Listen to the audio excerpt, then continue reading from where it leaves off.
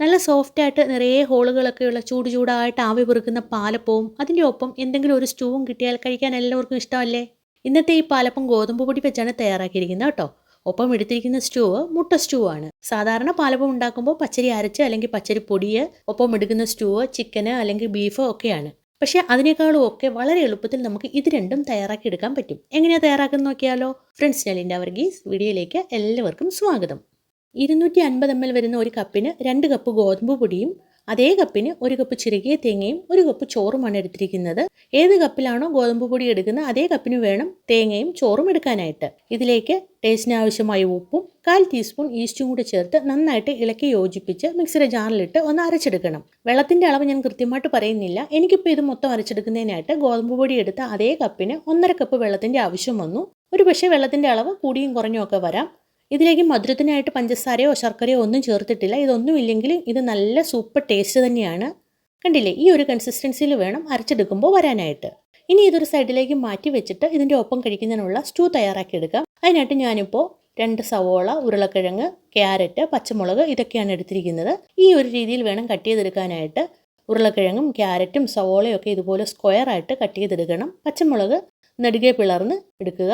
ഇനി ഇതിലേക്ക് കുറച്ച് കറിവേപ്പിലയും ചെറുതായിട്ട് അരിഞ്ഞ വെളുത്തുള്ളിയും നീളത്തിൽ അരിഞ്ഞെടുത്ത ഇഞ്ചിയും കൂടി എടുത്തിട്ടുണ്ട്. ഇനി ഒരു പാത്രം അടുപ്പത്ത് വെച്ച് 1 ടേബിൾ സ്പൂൺ വെളിച്ചെണ്ണ ഒഴിക്കുക. വെളിച്ചെണ്ണ തന്നെ എടുക്കണം സ്റ്റൂവിന്.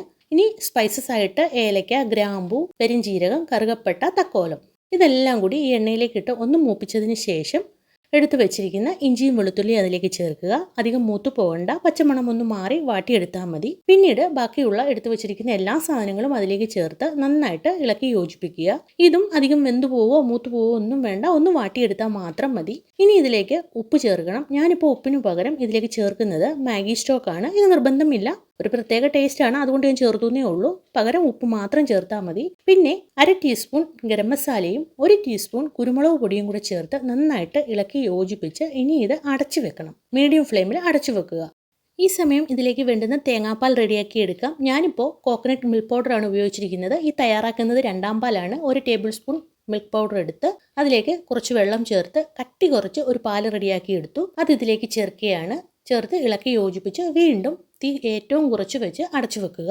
ഈ തേങ്ങാപ്പാലിൽ കിടന്ന് അതെല്ലാം നന്നായിട്ട് വെന്ത് കിട്ടും. ഇനി 1ാം പാലിനായിട്ട് 6 table spoon coconut milk powder എടുത്ത് കുറച്ച് വെള്ളവും കൂടി ചേർത്ത് അത്യാവശ്യം നല്ല കട്ടിയിലുള്ള തേങ്ങാപ്പാൽ റെഡിയാക്കി എടുക്കുകയാണ്. ഫ്രഷ് തേങ്ങയാണ് ഉപയോഗിക്കുന്നതെങ്കിൽ നിങ്ങൾക്ക് 1ാം പാലും 2ാം പാലും ഫ്രഷ് തേങ്ങ വെച്ചും എടുത്ത് ഉപയോഗിക്കാവുന്നതാണ്. ഇപ്പോൾ ഇതേ തേങ്ങാപ്പാലിൽ കിടന്ന് ഉരുളക്കിഴങ്ങും ക്യാരറ്റും ഒക്കെ വെന്തിട്ടുണ്ട്. കുറച്ച് ഉരുളക്കിഴങ്ങ് ഇതുപോലെ ഒന്ന് ഉടച്ച് ചേർക്കുക. അപ്പോൾ നമ്മുടെ കറിക്ക് ഗ്രേവിക്ക് കുറച്ച് തിക്നെസ് കിട്ടും. ഞാനിപ്പോൾ ഇവിടെ മുട്ട സ്റ്റൂ ഉണ്ടാക്കുന്നത് കൊണ്ടാണ് മുട്ട ചേർക്കുന്നത്. മുട്ട ഒന്ന് വരഞ്ഞു വേണം ചേർക്കാനായിട്ട്. ഇനി നിങ്ങൾക്ക് മുട്ട ചേർക്കാതെ വെജ് സ്റ്റൂ ആണ് ഉണ്ടാക്കാൻ ഇഷ്ടമെങ്കിൽ തുടക്കത്തിലെ തന്നെ ആവശ്യമായ വെജിറ്റബിൾസ് ഒക്കെ ചേർക്കാം. ഗ്രീൻ പീസ്, ബീൻസ് ഇതൊക്കെ ഇതിലേക്ക് ചേർക്കാവുന്നതാണ്.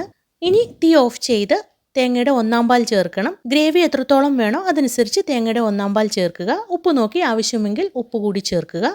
ഇത്രയും ആയാൽ നമ്മുടെ മുട്ട സ്റ്റൂ ഇവിടെ റെഡി ആയിട്ടുണ്ട്. നല്ല സൂപ്പർ ടേസ്റ്റാണ്. വളരെ പെട്ടെന്ന് തയ്യാറാക്കാനും പറ്റും. ഇനി നമുക്ക് അപ്പം ഉണ്ടാക്കാൻ തുടങ്ങാം. അപ്പത്തിൻ്റെ മാവ് ഇവിടെ നന്നായിട്ട് പൊങ്ങി വന്നിട്ടുണ്ട്. ഇനി അപ്പം ഉണ്ടാക്കാനുള്ള പാത്രം അടുപ്പത്തേക്ക് വെച്ച് നന്നായി ചൂടായി കഴിയുമ്പോൾ തീ കുറച്ച് വെച്ചതിന് ശേഷം വേണം മാവ് ഒഴിക്കാനായിട്ട്. മാവ് ഒഴിച്ച് ഈ കാണുന്ന പോലെ നന്നായിട്ടൊന്ന് ചുറ്റിച്ചെടുക്കുക. അതിനുശേഷം ഒരു കാര്യം പ്രത്യേകം ശ്രദ്ധിക്കണം. മീഡിയം ഫ്ലെയിം ആക്കി ഇതുപോലെ കുമിളകളൊക്കെ വന്ന് കുറേയേറെ കുമിളകളൊക്കെ ഒന്ന് പൊട്ടിയതിന് ശേഷമേ അടച്ചു വെക്കാവുള്ളൂ. മാവ് ഒഴിച്ചാൽ ഉടനെ അടച്ചു വെക്കരുത്. കണ്ടില്ലേ, നല്ല സൂപ്പറായിട്ട് ഗോതമ്പ് പൊടി വെച്ച് പാലപ്പം റെഡിയാക്കി എടുത്തിട്ടുണ്ട്. പച്ചരി അരച്ചും പച്ചരിപ്പൊടി വെച്ചും ഒക്കെ പാലപ്പം തയ്യാറാക്കുന്നതിലും വളരെ ഈസി ആയിട്ട് തയ്യാറാക്കാൻ പറ്റും. ഇതിൽ പഞ്ചസാര ചേർത്തിട്ടില്ല. നല്ല സൂപ്പർ സോഫ്റ്റ് ആണ്. പച്ചരി കൊണ്ട് അരച്ച് വെച്ച് മാവ് പൊങ്ങാനായിട്ട് വെയിറ്റ് ചെയ്യുന്നത് പോലെ ഇതിന് വെയിറ്റ് ചെയ്യേണ്ട ആവശ്യവുമില്ല. മുട്ട നേരത്തെ പുഴുങ്ങി വെച്ചിരുന്നത് കൊണ്ട് തന്നെ സ്റ്റൂ ഉണ്ടാക്കാനായിട്ട് വെറും 30 മിനിറ്റേ എടുത്തിട്ടുള്ളൂ. ആ ഒരു സമയം കൊണ്ട് തന്നെ അപ്പത്തിൻ്റെ മാവും റെഡിയായി കിട്ടിയിട്ടുണ്ട്. നല്ല സോഫ്റ്റ് ആണ്. കണ്ടില്ലേ, നല്ല പഞ്ഞി പോലെ ഇരിക്കുകയാണ്. നമുക്ക് തൊടുമ്പോഴേ ഇത് മുറിഞ്ഞു വരും. തിരിച്ച് ഞാനിതിൻ്റെ മറുവശം കാണിച്ചു തരാം. കരിഞ്ഞൊന്നും പോയിട്ടില്ല. ഇത് ചേർത്ത് വെച്ചാൽ ഒട്ടിപ്പിടിക്കാട്ടെ ഒന്നുമില്ല. നന്നായിട്ട് വെന്ത് വന്നിട്ടുണ്ട്. പച്ചരി വെച്ച് പാലപ്പം തയ്യാറാക്കി വെച്ച് കഴിഞ്ഞ് നമ്മൾ ഇതുപോലെ ഓരോന്ന് എടുക്കുമ്പോൾ മുകളിലത്തെ അപ്പവും താഴത്തെ അപ്പവുമായിട്ട് ചിലപ്പോഴെങ്കിലും ഒട്ടിപ്പിടിക്കാറില്ലേ? ഇത് കണ്ടോ, ഒന്നുപോലും ഒട്ടിപ്പിടിച്ചിട്ടില്ല. ഇതുവരെ നിങ്ങൾ ഗോതമ്പ് പൊടി വെച്ച് ഇതുപോലെ തയ്യാറാക്കി നോക്കിയിട്ടില്ലെങ്കിൽ ഒരു പ്രാവശ്യമെങ്കിലും ഒന്ന് ചെയ്ത് നോക്കണം കേട്ടോ. ഉറപ്പായി നിങ്ങൾക്കൊക്കെ ഇഷ്ടമാകും. അപ്പോൾ ഈ വീഡിയോ നിങ്ങൾക്ക് ഇഷ്ടമായെങ്കിൽ ലൈക്ക് ചെയ്യാനും ഷെയർ ചെയ്യാനും നിങ്ങളുടെ അഭിപ്രായങ്ങൾ പറയാനും മറക്കരുതേ. മറ്റൊരു നല്ല റെസിപ്പിയുമായിട്ട് നമുക്ക് വേഗം കാണാമെന്ന പ്രതീക്ഷയോടെ സൈനിങ് ഓഫ്, ലിൻഡ വർഗീസ്.